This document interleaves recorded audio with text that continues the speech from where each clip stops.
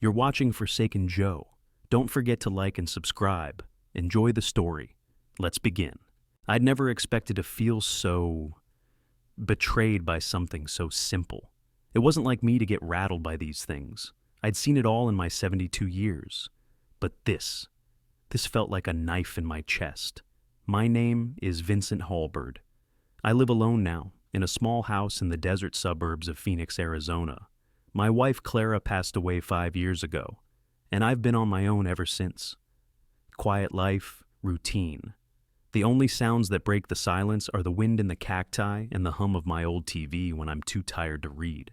I'm sharp for my age, though. A retired aeronautics technician, done a lot of things in my life, seen even more. But I'm not one to let the small stuff get to me. That is, until today. It started like any other morning. I brewed my coffee, opened my laptop, and checked my accounts.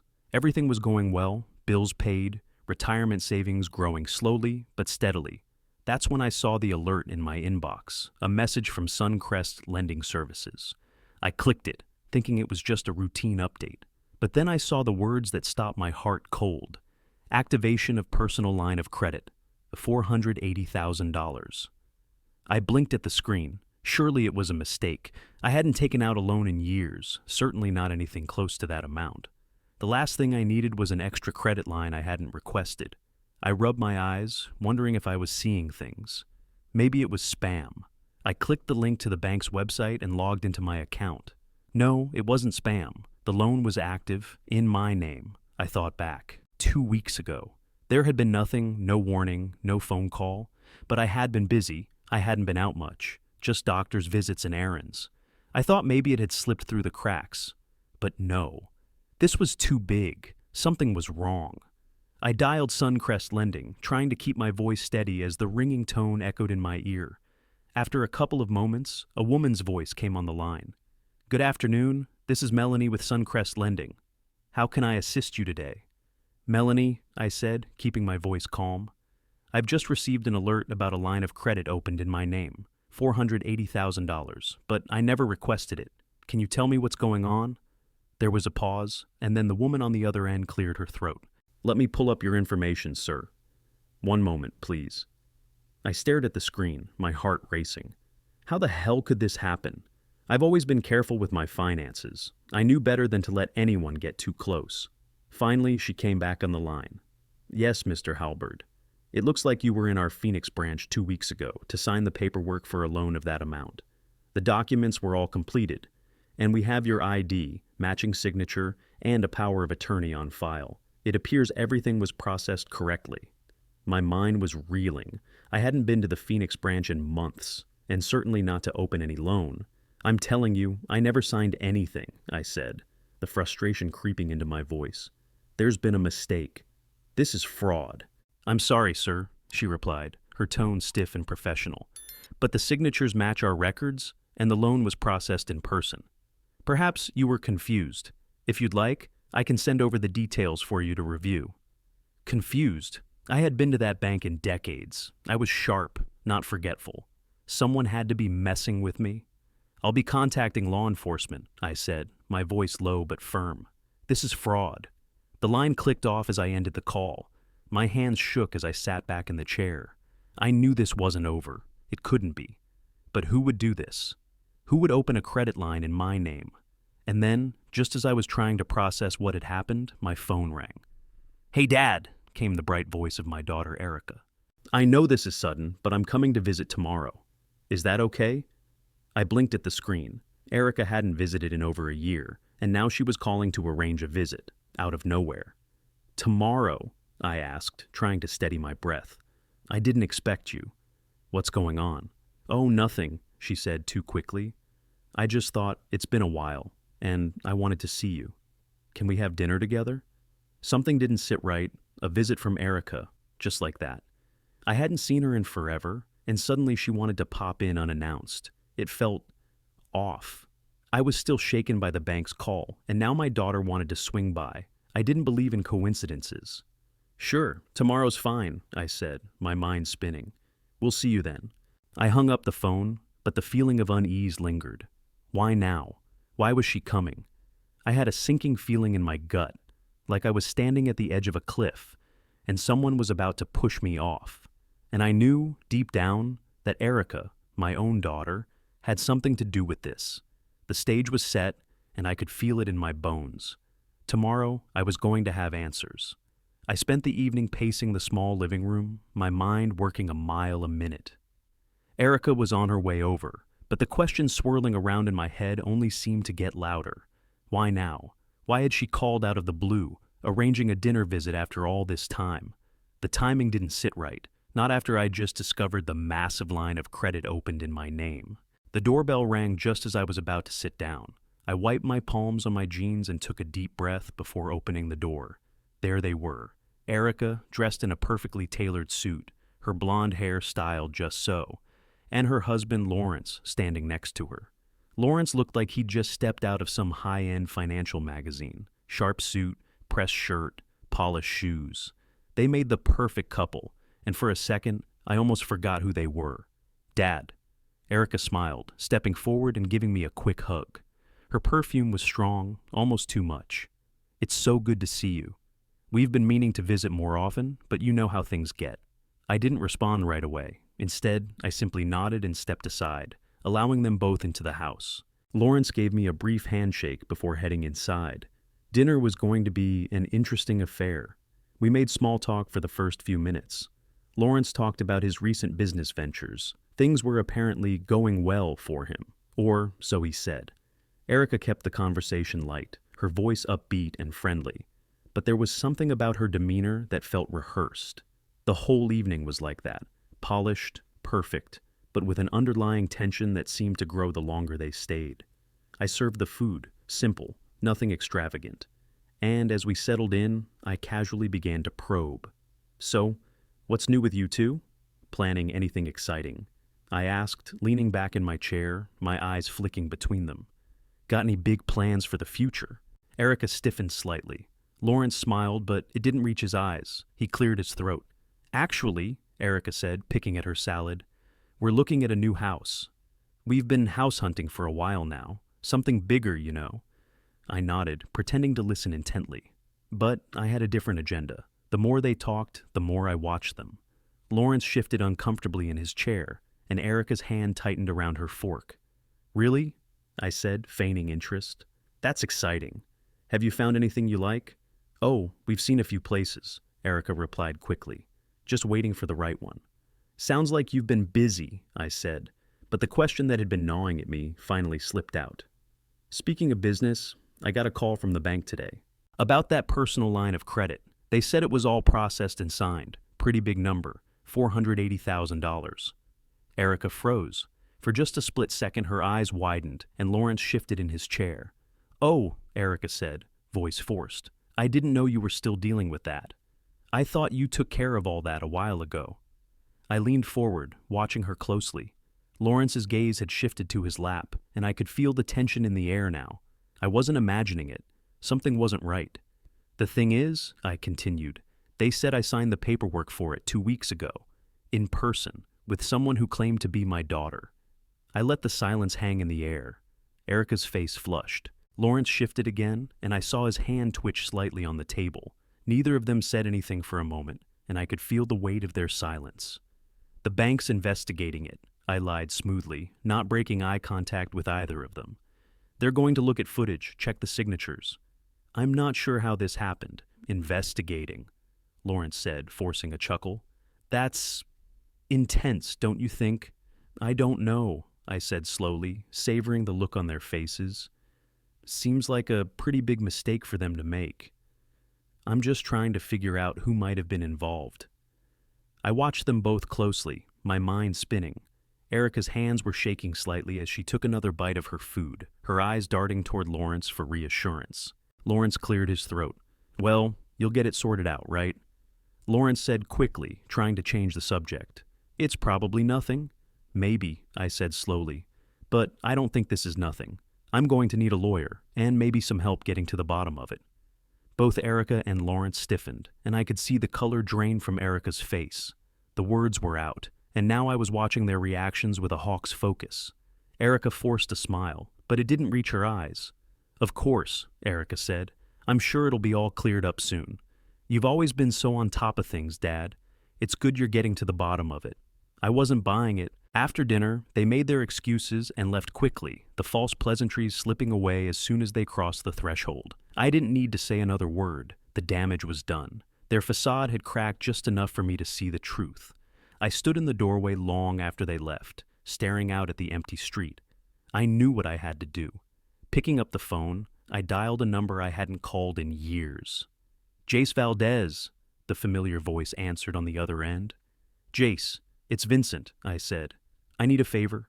Something's gone wrong, and I need you to look into it for me." The Suncrest lending branch in Phoenix was modern, sleek, with polished floors and bright lighting. It felt like any other corporate building, but today I had no interest in its sterile look or its cold, efficient design. I wasn't here for the ambiance. I was here for answers. I walked up to the front desk, where a young man with too much gel in his hair greeted me with a smile that didn't quite reach his eyes. He was polite, almost too polite, as if he were trained to deflect any real confrontation with a practiced smile.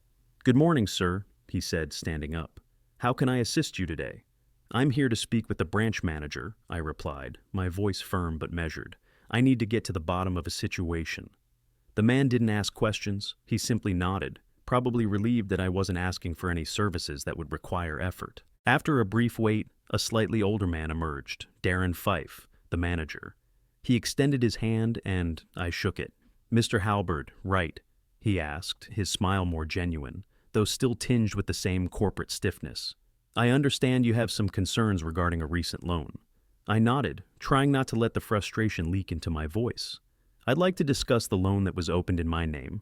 $480,000. I didn't authorize it, and I want to understand how it was processed." Darren's face remained calm, but I could see a flicker of discomfort in his eyes. He motioned for me to follow him, and we made our way to an office in the back. As we entered, he gestured for me to sit, and I did, watching him settle across from me. "So, Mr. Halberd," he began, flipping through some papers. "It appears you signed for a line of credit with us about 2 weeks ago. Our records indicate that you came in with a representative, your daughter, I believe." I stiffened at the mention of Erica. "That's right," I said, but the words tasted sour in my mouth. "She was with me, but I never signed any papers, at least not for any loan of that size." Darren smiled reassuringly. "I understand this might be a misunderstanding, but our records are clear. The paperwork is solid. ID, signatures, and a power of attorney. Everything was verified." I leaned forward, my gaze sharp. "I'm telling you, I didn't sign anything for a loan. Not a penny of that.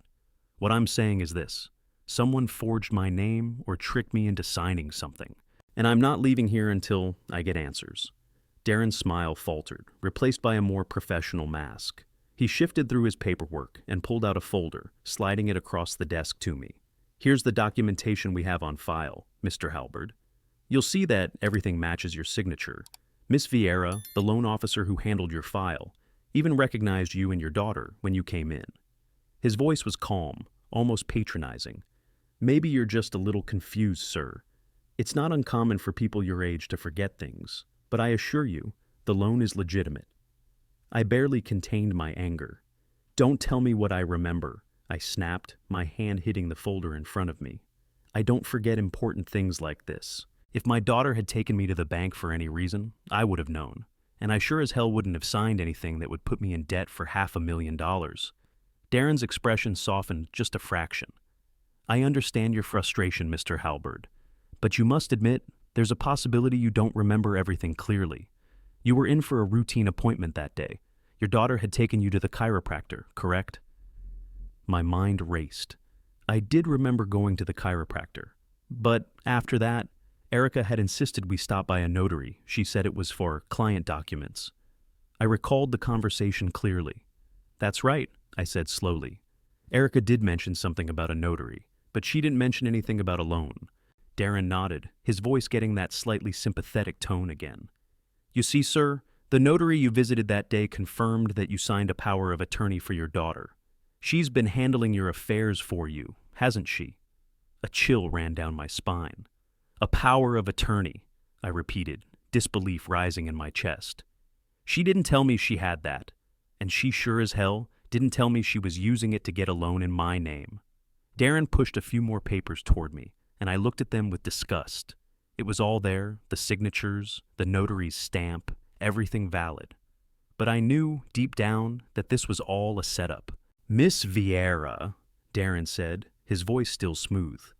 "The loan officer who processed your request was the one who verified your identification and took your signature.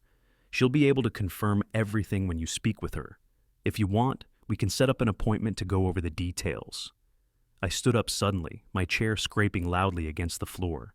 "No, this is a fraud, and I'll be contacting law enforcement and my attorney about it. You can call it whatever you like, but I know what I saw, and I know what's happening." Darren seemed taken aback, but quickly recovered. "Of course, Mr. Halberd. I'll let the team know. If you need anything else, feel free to reach out. We're happy to cooperate fully with any investigation."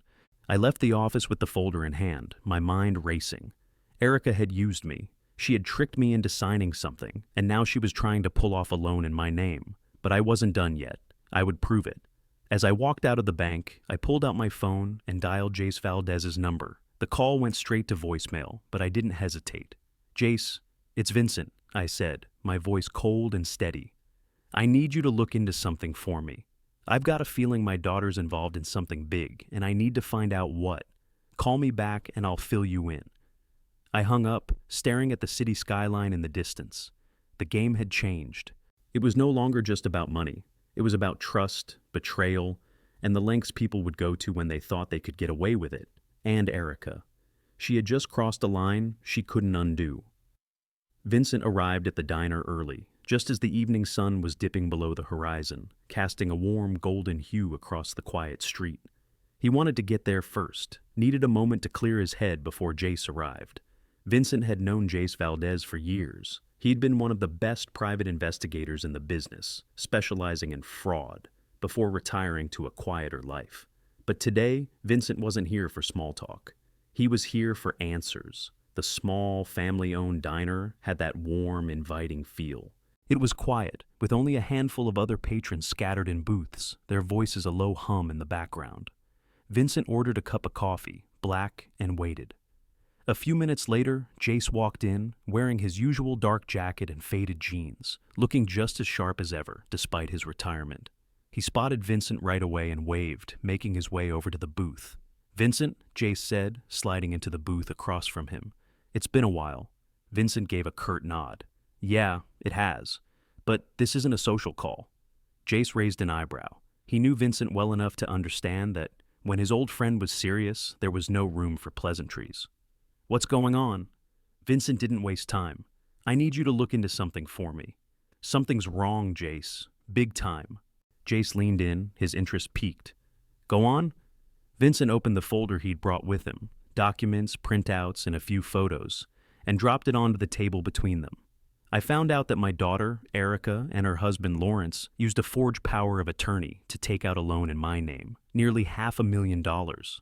Jace's face hardened as he flipped through the papers, his eyes scanning the documents quickly. "This is serious. You're telling me they've got a loan with your name on it, and you never signed anything?" "Exactly," Vincent said, his voice tight with anger. "I don't remember signing anything, not for a loan that big. But what really gets me is this.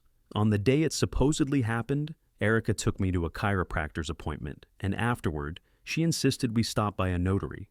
She said it was for some client's documents, but she never told me what it was for. Now, it's all starting to add up." Jace's eyes flickered to the photos. He studied the notarized documents, squinting at the details. "It's all here. Power of attorney, signatures, even the notary's stamp. But something doesn't add up." He turned the pages, frowning. "This notary, do you know where they are now?" Vincent shook his head. "I couldn't get much info. The notary's address is a dead end, and when I called, I was told they moved out of state a while ago."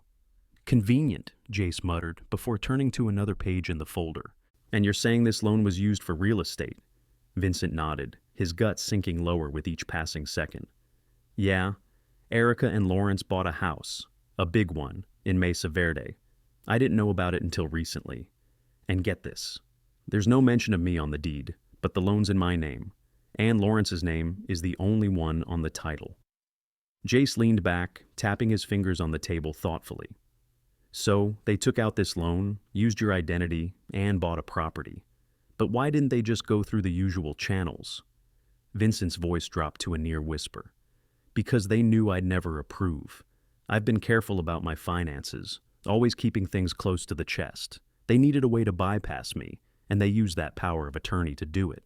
Jace sighed, sitting back in his chair and rubbing his temples. This is going to be complicated. I'm going to need to track down every last detail. Bank records, the notary's whereabouts, any traces of where this money went after it was transferred. He paused, looking at Vincent with a grim expression. I'll find out who's involved. But there's something else here, Vincent. I've been doing this for a long time, and I know how these things go. You're going to need to consult a lawyer. This could get ugly fast. Vincent knew Jace was right.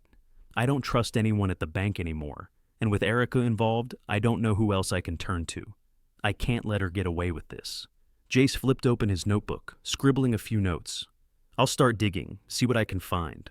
But you need to be prepared. This isn't just about a loan. If they've been forging documents, you might have more people to worry about than just Erica. Vincent felt the weight of the situation settle deeper on his chest. I'll prepare. But I'm not letting this go, Jace. I'm not letting her ruin everything I've worked for. She crossed a line, and now it's time for her to face the consequences. Jace gave him a long, steady look before nodding. You'll get justice, Vincent. We'll make sure of it. As Jace closed the file and tucked it into his bag, Vincent sat in silence for a moment, feeling the weight of the betrayal crashing over him once again. His daughter, his own flesh and blood. How could she do this to him, to his family? But there was no turning back now. He would expose this fraud no matter what it took. No one was going to take what was rightfully his. And when the dust settled, he'd make sure that Erica and Lawrence would pay the price for what they had done. The mansion was everything I'd feared it would be. Too big, too gaudy, and yet somehow still hollow. I arrived early, just as I'd planned, and stood in the expansive front yard, looking up at the new home Erica and Lawrence had somehow bought with my name on the dotted line. The polished stone exterior gleamed under the afternoon sun, and the sleek modern lines of the house spoke of excess, of wealth that came from deceit. As the hours passed, I could feel the weight of the moment settling in. I'd been waiting for this dinner, but it was no longer just about food or family. It was about justice. The housewarming party wouldn't just be a celebration for them. It would be the stage where I exposed everything. I walked inside the house, the polished floors reflecting the light in the entryway. The space was open, too open, cold. Lawrence and Erica had clearly spared no expense in furnishing it, but none of it mattered. The whole place felt wrong, like a house built on stolen money. Guests were already trickling in, but no one seemed to notice me standing near the door, arms crossed, observing the scene unfold. It was everything Erica had dreamed of, perfectly curated, perfectly polished. But she was about to learn that the reality she'd built on lies was about to shatter in front of her. When she and Lawrence arrived, they looked picture perfect as always. Erica was wearing a sleek black dress, too expensive for my taste, with her perfect hair and makeup. Lawrence, as expected, was in a designer suit, his eyes darting around the room, making sure everything was just right. They exchanged pleasantries with their guests, but I stood there, calm, watching them. Then, when the moment felt right, I cleared my throat. Erica, I called out. She turned to me, her face lighting up with a smile that quickly faded when she saw the legal folder in my hand. Dad, what are you doing here so early? She asked, the politeness in her voice strained. You can't stay here. This is our new home. There's no room for... Oh, there's plenty of room, I said, cutting her off. Actually, I'll be staying tonight. I've got a court order granting me temporary occupancy during fraud litigation. I didn't raise my voice, but the words hit harder than any shout could. The room went silent. The guests, all the people Erica had invited to celebrate her new life, looked from her to me, their faces uncertain, waiting for a response. Lawrence stepped forward, his expression tightening.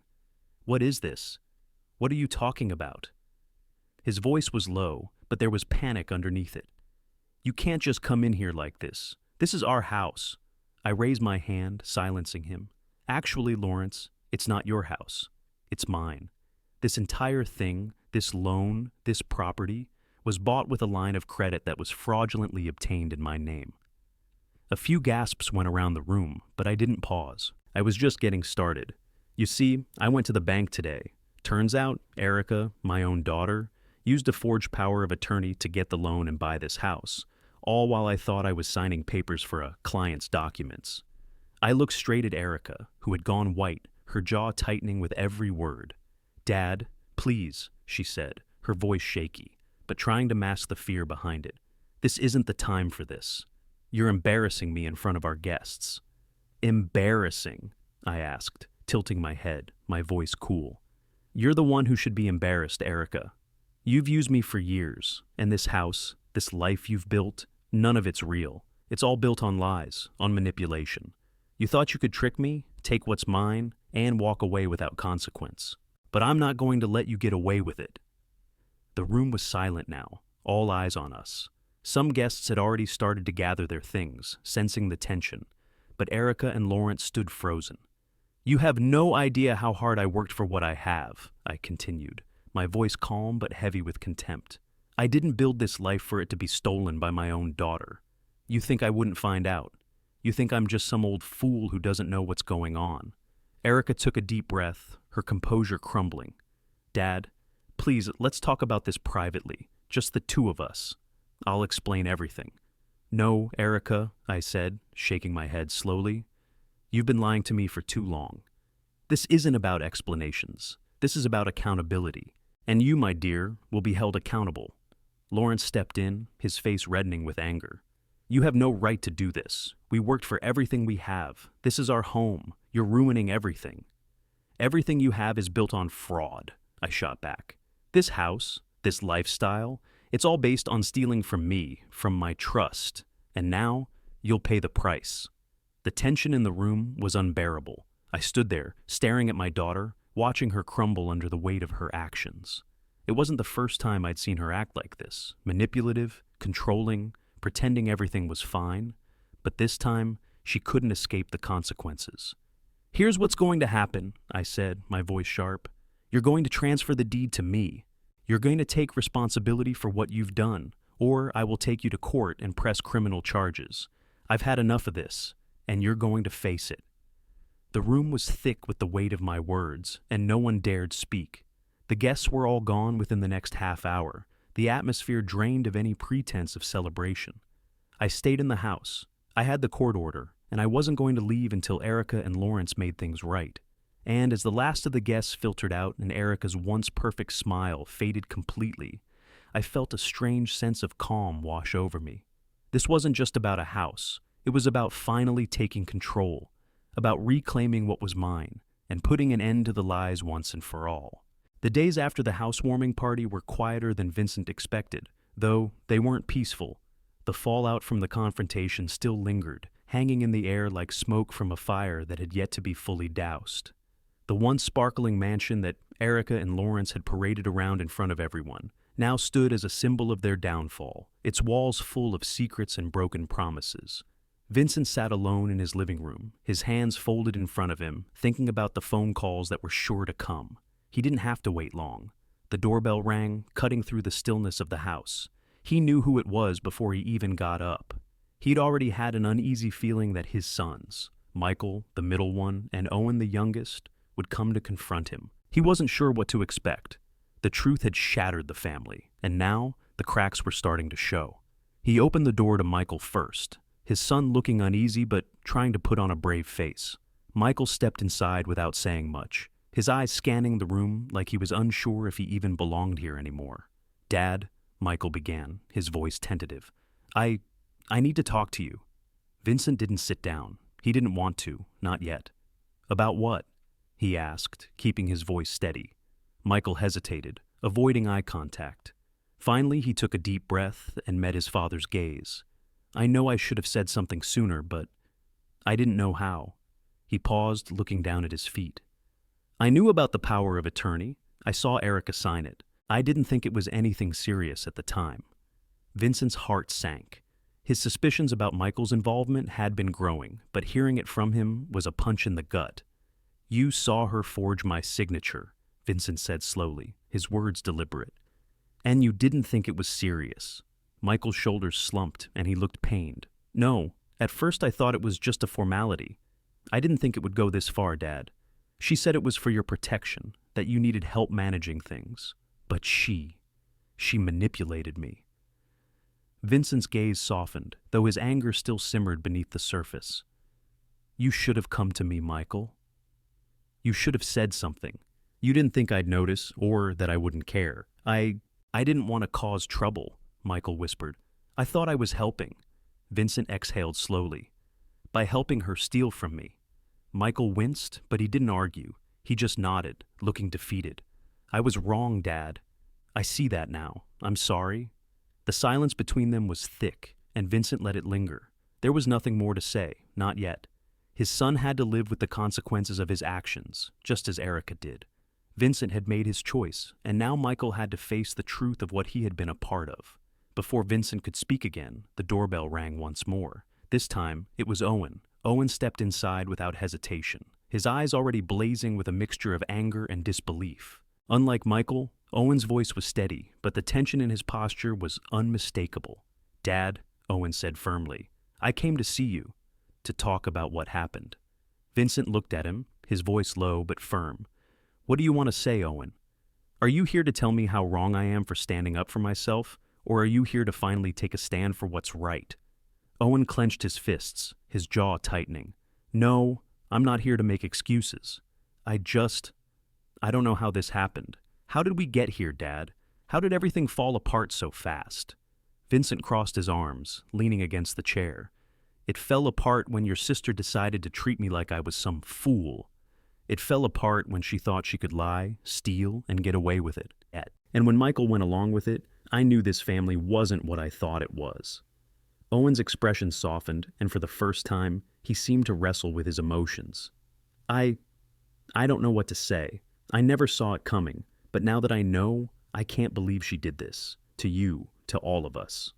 Vincent didn't soften his stance, but he saw the remorse in his son's eyes. He could feel the anger in his own chest. But it wasn't just about revenge anymore. It was about standing firm. You've got to understand something, Owen, Vincent said, his voice quieter but still firm. Family isn't just about blood. It's about trust. And right now, I can't trust Erica. She's lost that. I know, Owen said quietly. But it's not just Erica, is it? Michael's involved too. Vincent's eyes narrowed.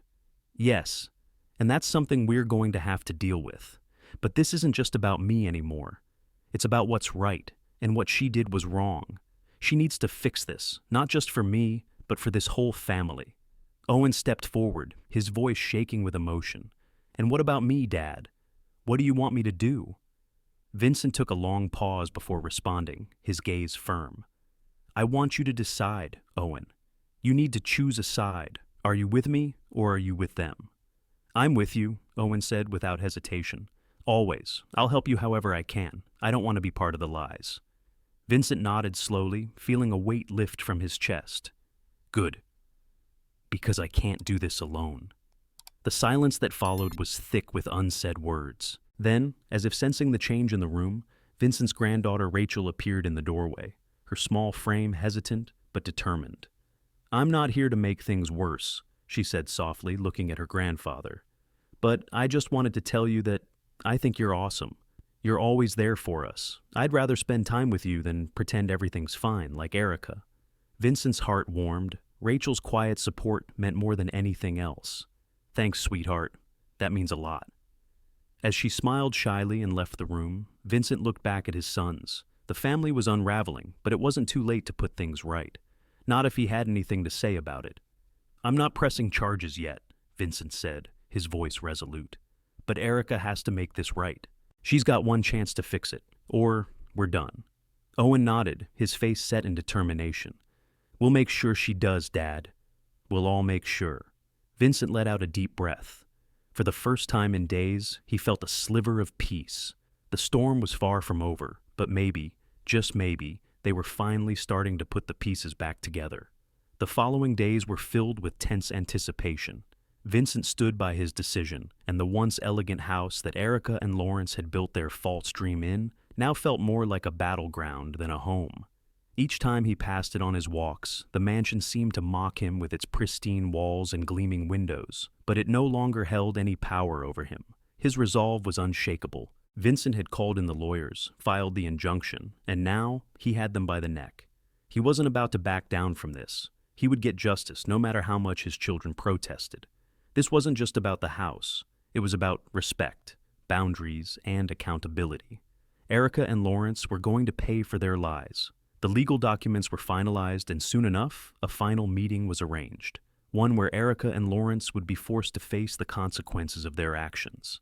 Vincent sat at the dining table, his hands steady as he signed his own set of papers. His lawyer, a sharp woman named Jessica, had advised him every step of the way, and now it was time to finalize it. Erica and Lawrence's fate was sealed. As the doorbell rang, Vincent didn't rise to answer it immediately. He had a job to do.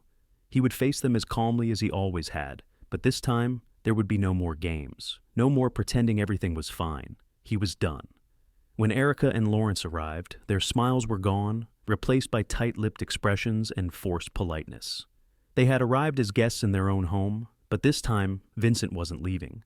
The difference was clear. This wasn't just a social visit. This was the final reckoning. "Dad, what's all this about?" Erica's voice wavered as she glanced around the room, clearly uncomfortable in the silence that hung between them. "We thought we were past this." Vincent glanced at her coolly, his posture straight. "We're not past this, Erica. Not by a long shot." Lawrence stepped in, his tone clipped. "We've done everything you've asked. What more do you want from us?" Vincent placed the court order on the table in front of them. "I want you to understand that this house, this loan, wasn't yours to take. The truth is this house was bought with fraud, and now I'm the one who owns it. You've got a choice: transfer the deed, accept responsibility, or face the consequences." Erica's face went pale. She took a step back, eyes wide. "What? What do you mean? This is our home." "I mean you've stolen it from me," Vincent said coldly, "and now you have to give it back." There was a long pause as the weight of Vincent's words sank in. Lawrence, always quick to control the narrative, took a step forward, his jaw set in defiance. "You can't do this. This is our home. We paid for it, we earned it, and we will fight for it." "Fight!" Vincent scoffed. "You've already lost, Lawrence. The truth is out. You both made your bed, and now you'll sleep in it." Erica's voice cracked. "I didn't mean for it to go this far, Dad. I thought I was doing what was best for everyone. I didn't know it would end up like this."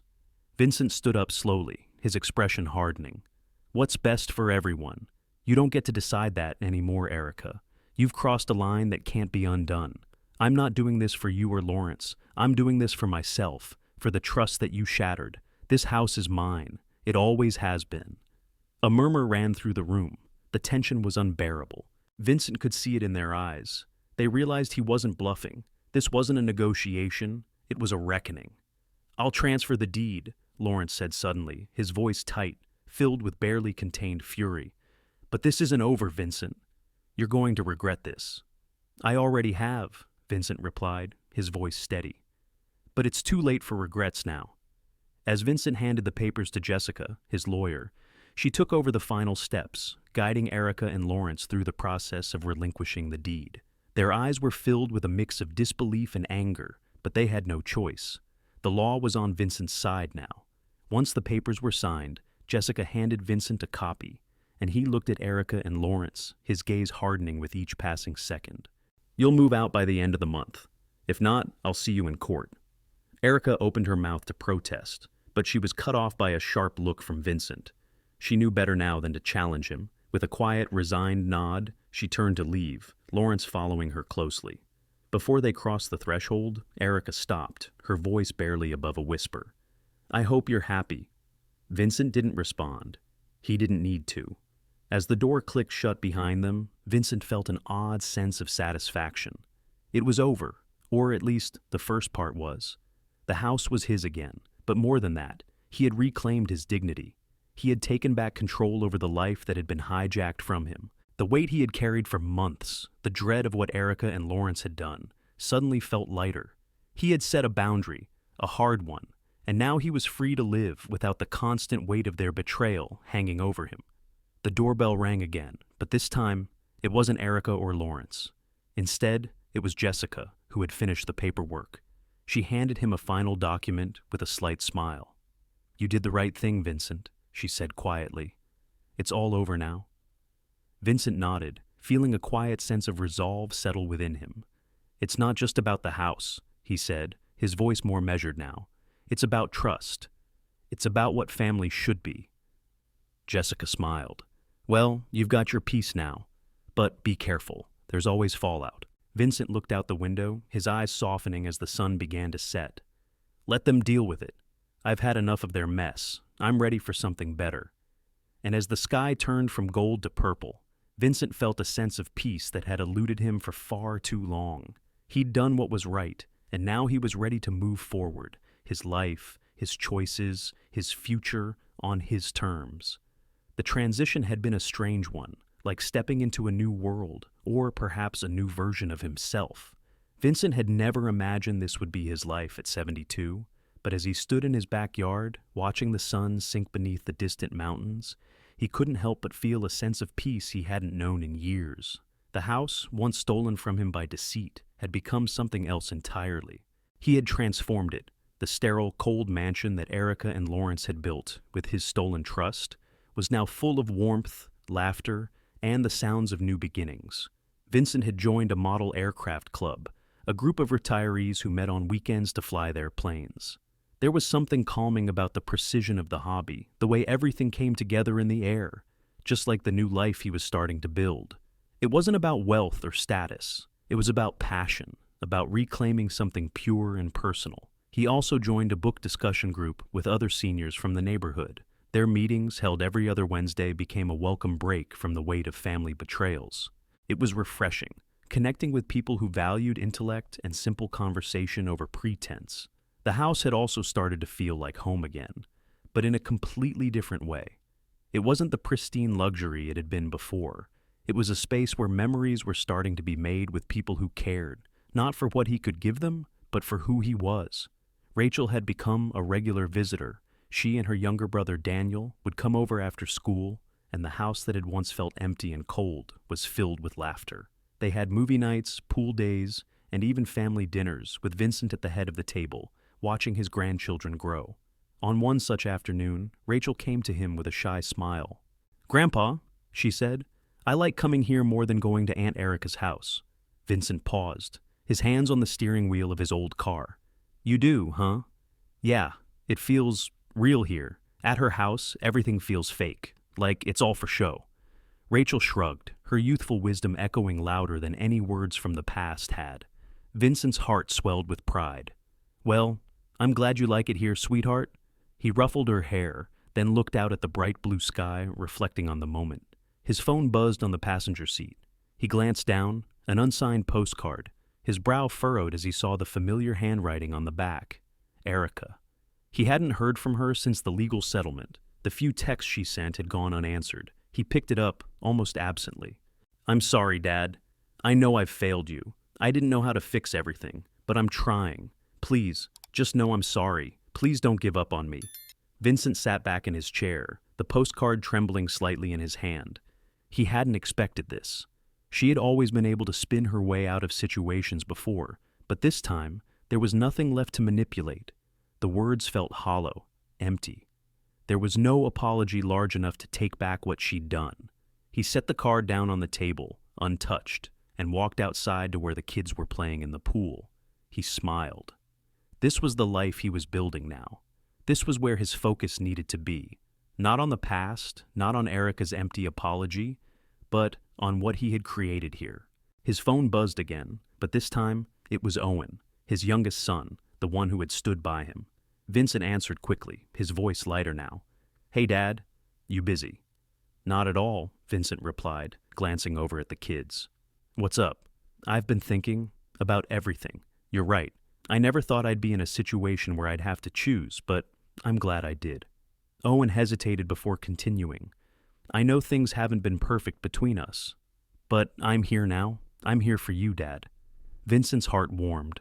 Owen had come around, finally understanding the importance of what had happened and why. "Thanks, Owen. That means a lot." "Well, I was thinking," Owen continued, his voice a little more upbeat. "How about we do a barbecue this weekend? Just you, me, and Rachel. Maybe a few of your neighbors, too. I heard the people from your book club want to come by.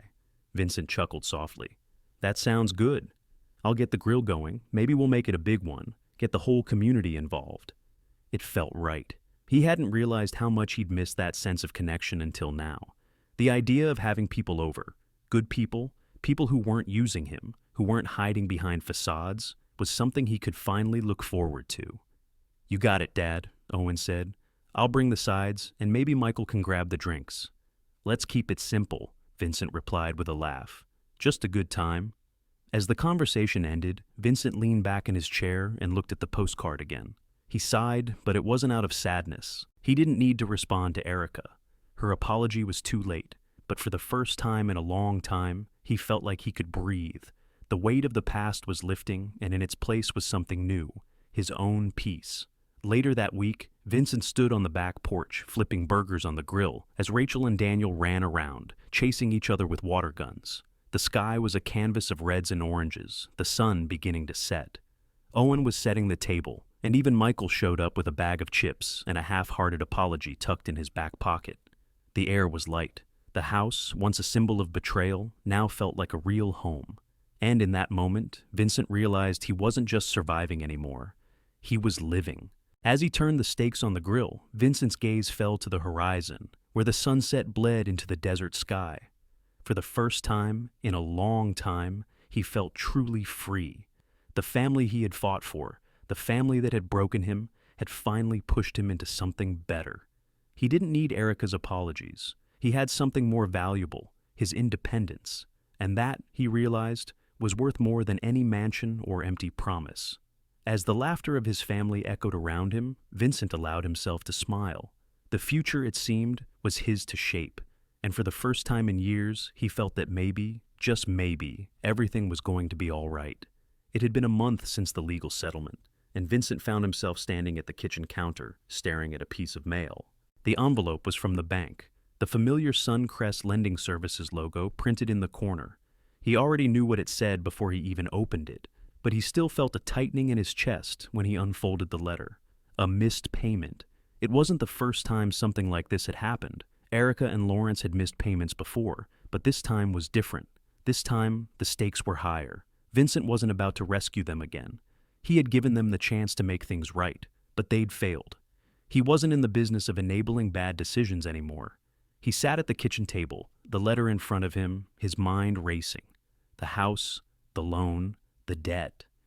They were all tied up in a mess of deception and broken trust. But he had built something better for himself, something real. A knock on the door interrupted his thoughts. Vincent stood, pushing the letter aside, and made his way to the front door. He opened it to find his neighbor, Miss Perkins, standing on the porch. She was a widow in her late 70s, someone who had seen a lot of life, both the good and the bad. "Evening, Vincent," she greeted with a warm smile, her cane tapping softly against the floor. "Evening, Miss Perkins," Vincent replied. "What's on your mind?" She looked at him closely, her eyes soft with concern. "I was just wondering if you were planning on doing anything about the foreclosure notice you got. I saw the delivery truck earlier, and well, I figured I'd check in." Vincent took a breath, glancing at the letter once more before turning back to her. "I'm planning on letting them deal with it, Ms. Perkins. Erica and Lawrence made their choices, and they've had enough chances. They're going to have to face the consequences. It's not my responsibility anymore." Ms. Perkins nodded, her expression thoughtful. "I'm proud of you, Vincent. You've come a long way from that man who used to give everything to everyone, even when they didn't deserve it. It's a hard thing to learn, to choose yourself, but you're doing the right thing." Vincent didn't answer at first. He stepped out onto the porch and joined her, leaning against the railing and looking out at the evening sky.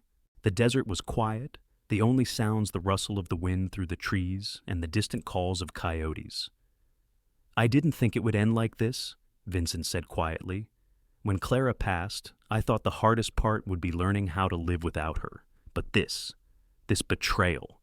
I never thought my own daughter would do something like this to me." Miss Perkins placed a gentle hand on his arm. "It's not about what they've done to you, Vincent. It's about what you've done for yourself. You've built something new. You've made a life for yourself, and that's something they can't take from you." Vincent let out a deep breath, his chest rising and falling as he thought about the words. He had spent too many years carrying the weight of his family's demands, their expectations, and their constant manipulation. But now, for the first time, he truly felt free. "I think I finally understand," Vincent said, his voice steady. "Family isn't about obligation. It's about trust, about respect. I've given them both, but they've shown me none in return." Miss Perkins smiled softly, her eyes kind. "It's a hard lesson to learn, Vincent, but you're doing it. And now you've got the peace you've been searching for." Vincent looked down at the letter in his hand, then back up at the horizon. The sun had set, but the sky still held a deep, rich purple, a reminder that, even in the darkness, there was always the promise of a new day. He thought about Erica's postcard, the one that had come a few days earlier. It had been unsigned, just a vague apology. A promise that she was trying to fix things, but Vincent knew better now. He knew that reconciliation didn't come from empty words. It came from actions, and Erica hadn't taken responsibility for hers. As he stood there with Miss Perkins, he felt a sense of finality. He wasn't going to let himself be dragged back into the past, no matter how hard they tried. His future was his to shape, and he was done with the guilt and the toxic ties that had once defined him. "I've been thinking about my next step," Vincent said, looking at his neighbor. "I've got a barbecue planned for next weekend. I'm going to invite some of the people from the club, maybe some neighbors. You're more than welcome to join us." Miss Perkins smiled warmly. "I'd love that, Vincent. It sounds like just what you need, a celebration of the new life you've made." He nodded. "Exactly. Not just the house, but everything I've worked for. I'm not going to let them ruin that. This is my time now." A quiet peace settled over him as he looked out at the stars beginning to twinkle in the clear night sky. He'd reclaimed his life, his dignity, and his independence. The mistakes of the past were behind him, and with each passing day the weight of them grew lighter. When he turned back to Ms. Perkins, she was already heading down the porch steps, her cane tapping gently against the ground. "See you at the barbecue, Vincent?" "See you then," he said, his voice calm. Vincent closed the door behind him and sat at the kitchen table once more. He looked at the foreclosure notice one last time, then picked up his pen and signed the legal documents that would send it back to the bank. This time, he wasn't giving them an inch. They had 30 days to figure things out on their own. As the night deepened, Vincent took a deep breath, feeling lighter than he had in years. The betrayal had cut deep, but now he stood on the other side of it, stronger, and with no intention of going back. The chains of guilt and obligation had been broken, and for the first time in a long time, Vincent felt at peace with the choices he'd made. He wasn't a victim anymore. He was free, and that was all that mattered.